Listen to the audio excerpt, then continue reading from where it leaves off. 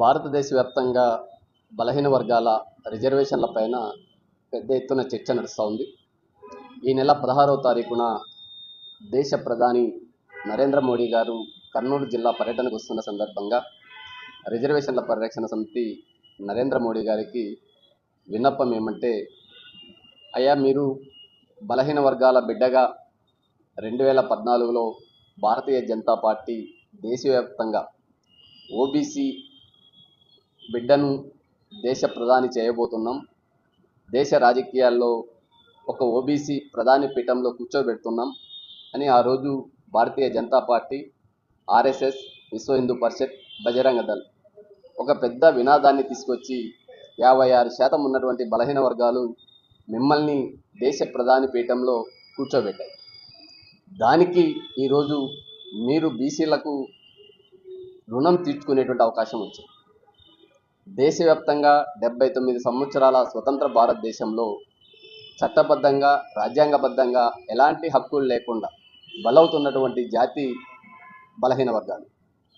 ఈరోజు రిజర్వేషన్ల పరిరక్షణ సమితి ద్వారా దేశ ప్రధాని గారికి విజ్ఞప్తి ఏమంటే, 56% ఉన్నటువంటి బలహీన వర్గాలకు చట్టసభల్లోనూ, విద్యా ఉద్యోగాల్లోనూ, ప్రైవేట్ కార్పొరేట్ రంగంలోనూ, స్థానిక సంస్థల్లోనూ, ప్రభుత్వం కేటాయించేటువంటి పారిశ్రామిక కారిడార్లోనూ 44% రిజర్వేషన్లను అమలు చేసే విధంగా భారత రాజ్యాంగాన్ని సవరించి ఈరోజు కోర్టులకు, హైకోర్టు కానీ, సుప్రీంకోర్టు కానీ ఈ రిజర్వేషన్ల గురించి ప్రశ్నించకుండా, ఆ కేసుల్ని కొట్టివేయకుండా ఒక బలహీన వర్గాల బిడ్డ ఈ దేశంలో ఉన్నటువంటి 56% ప్రజల రుణం తీర్చుకునేటువంటి అవకాశం వచ్చింది.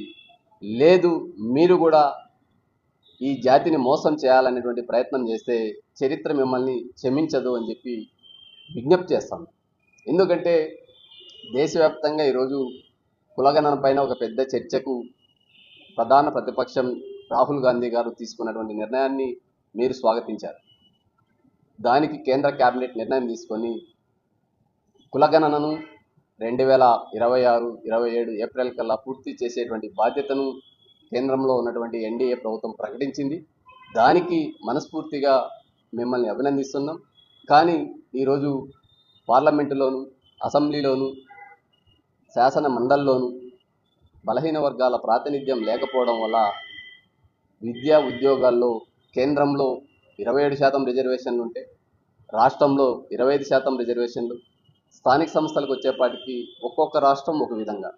ఆంధ్రప్రదేశ్ ప్రభుత్వం 33% రిజర్వేషన్లు కల్పిస్తామంటే, తెలంగాణ 42% కల్పిస్తామంటే, తమిళనాడులో 50% బీసీలకు రిజర్వేషన్లు అమలు అవుతూ ఉంటే, ఇలా ఒక్కొక్క రాష్ట్రంలో ఒక రకమైనటువంటి వివక్షకు బలహీన వర్గాలు గురవుతున్నారు.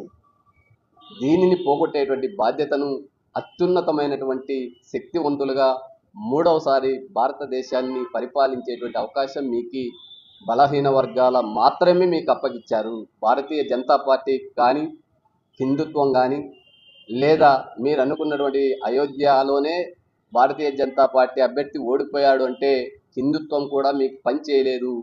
మీ గెలుపుకు కేవలం ఓబీసీ ఓటర్లు, ఓబీసీ బిడ్డలు మిమ్మల్ని భుజాల మీద మోస్తున్నారు అనే వాస్తవాన్ని గ్రహించి వారి సమస్యల పరిష్కారం కోసం, వారికి రాజ్యాంగబద్ధమైన రిజర్వేషన్లు కల్పించడం కోసం భారత రాజ్యాంగాన్ని సవరించి, ఎందుకు సవరించాలంటున్నామంటే, మీరు 13% ఉన్నటువంటి అగ్రవర్ణ పేదలకు 10% రిజర్వేషన్లు, ఈడబ్ల్యూసీ రిజర్వేషన్ తీసుకురావడానికి భారత రాజ్యాంగాన్ని సవరించి ఈడబ్ల్యూసీ రిజర్వేషన్లని దేశవ్యాప్తంగా రాత్రికి రాత్రి అమలు చేసినటువంటి గొప్ప ప్రధానమంత్రి మీరు.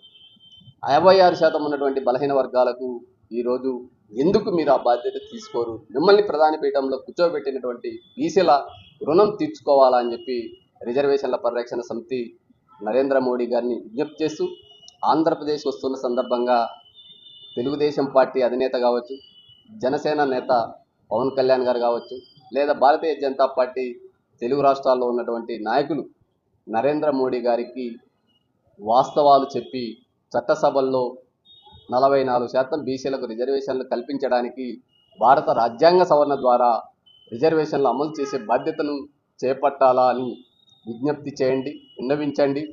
లేకపోతే మీరు ఆడుతున్నటువంటి డ్రామా అది వాస్తవమా నిజమా అనేది భవిష్యత్తులో దేశవ్యాప్తంగా రిజర్వేషన్ల పరిరక్షణ సమితి మీరు చేపడుతున్నటువంటి బీసీల మోసపూరితమైనటువంటి అజెండాని ప్రజలకు తెలియజేయడమా, లేదు మీరు బీసీలకు న్యాయం చేసి చట్టబద్ధంగా రాజ్యాంగబద్ధంగా రిజర్వేషన్లను కల్పిస్తే మిమ్మల్ని మోయడమా బీసీలు నిర్ణయం తీసుకోవడానికి బీసీలతో పాటు ఈ ఉద్యమానికి దళితులు గిరిజనులు, ఎందుకంటే రాజ్యాంగంలో దళిత గిరిజన బలహీన వర్గాల సామాజిక నేపథ్యం ఒక్కటే అనేటువంటి అంశంతో రిజర్వేషన్లు అనేటువంటిది సామాజిక నేపథ్యంతో అమలవుతున్నటువంటి రిజర్వేషన్లను ఈడబ్ల్యూసీకి వచ్చేపాటికి ఆర్థిక నేపథ్యాన్ని తీసుకొచ్చారు. ఏది ఏమైనా మీరు జనాభా ప్రాతిపదికనైనా దేశంలో రిజర్వేషన్లు అమలు చేయండి, వనరుల పంపిణీ చేయండి, పదవుల పంపిణీ చేయండి, లేదు రాజ్యాంగబద్ధంగా బీసీలకు ఉన్నటువంటి రిజర్వేషన్లను చట్టబద్ధంగా ఒక యూనిఫామ్గా 44% కేంద్రంలోను రాష్ట్రంలోను విద్యా ఉద్యోగాల్లోను ప్రైవేట్ కార్పొరేట్ రంగంలోను చట్టసభల్లోను అమలు చేయమని చెప్పి విజ్ఞప్తి చేస్తాను. ఫాలో చేయొచ్చు కదా అండి ప్లీజ్.